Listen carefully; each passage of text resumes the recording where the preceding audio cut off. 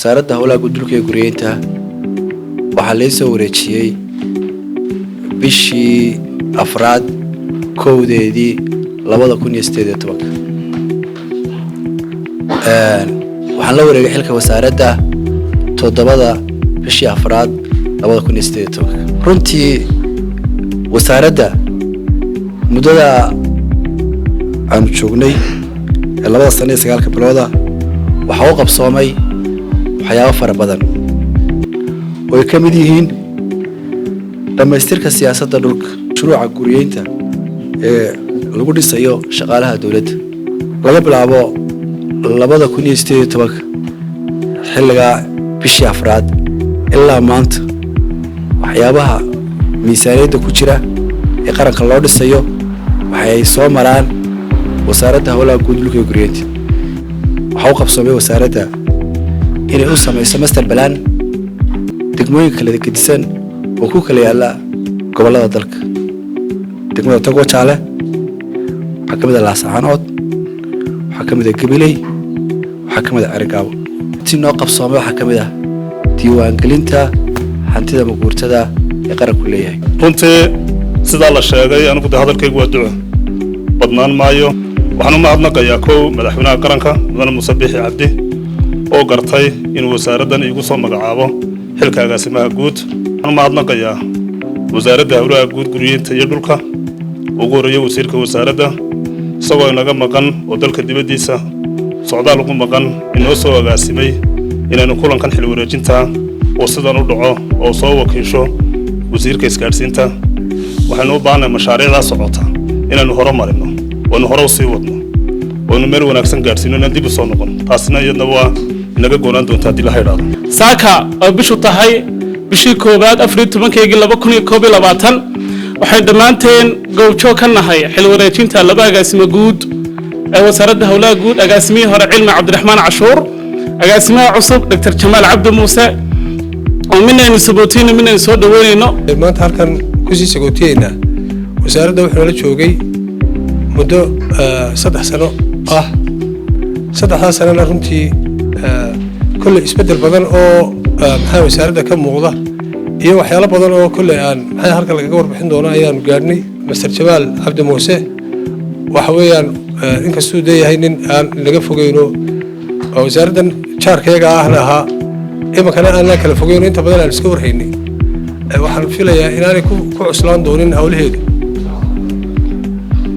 هذه برنتي في حد يقول هاي أنا كرسوا قيب قالوا مناسبة Xilwareejinta aynu ku soo dhaweeyno agaasime Jamaal Cabdi Muuse kuna sagootayno cilmi Cabdiraxmaan Cashuur keenaya walaalkay adeerkay Jamaal Cabdi Muuse oo leeyahay xil culus baa ku fuulay waxaan sidoo kale u hambalyeynaya oo duceynaya walaalkay cilmi Cabdiraxmaan Cashuur oo leeyahay in badan oo soo gudatay xilka aad qaranka u haysay maantana culays baa ka degay shaqo wanaag wada ka filan agaasimaha guud ee cusub waayo shaqada qofku cusub maaha cilmina anigu day la carruurnimo aan garanayaa mala waxba kala weynine isku reeb baraan oo hayro si fiican ma garanayaa isagana wanin meel mara isbixinaya waxa la yiraahdaa failure is a way to form macnaha qofku inuu ilmaha yar inuu kufaa waa takeenaysa inuu socodka barto qofku inuu xil ka tagaa waa takeenaysa inuu noloshiisa kala kabto intii uu dhinayd isagana Allah u barakeeyaan leenahay agaasimahana Allah ku asturaan leeyahay agaasime cilmi Cashuur cilmi Cabdiraxmaan Cashuur runtii annaasu shuhadaa ala al-ard dadku wixii ay adduunka inta la nool yahay ka marxaati kacaan waa waxa qofka lagu qiimeeyo waxaynu leenahay marxaatiga wanaagsan u dhacay marxaati baynu ka nahay وزير جمال عبد موسى أقاسمه جمال عبد موسى أنت أنا وإشارة إسكاقاضو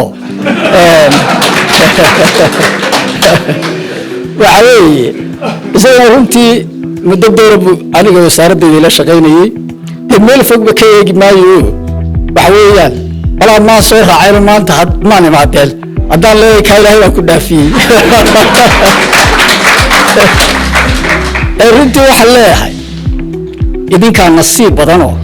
waxa weeyaan dad wanaagsan baa tihiin maanta waxaan ii sharafa in wasiir cabdirashiid uu soo wakiisho in aan u kala wareejiyo xilka labada agaasime hore agaasimaha cusub runtii aad ugu faraxsanahay wasaaradda hawlaha guud wada shaqayn fiican baa naga dhaxaysa hadaan noqono labada wasaaradood waxaan ku jirnaa qaybta idhaa infrastructure-ka oo in badan ka wada shaqaynay dhan kale markaad ka eegtidna wasaaraddu 3 sano aanu xilkooda joognay wax badan bay qabatay intaa la sheegayna kulli iyo in kale oo badan ayaa muuqata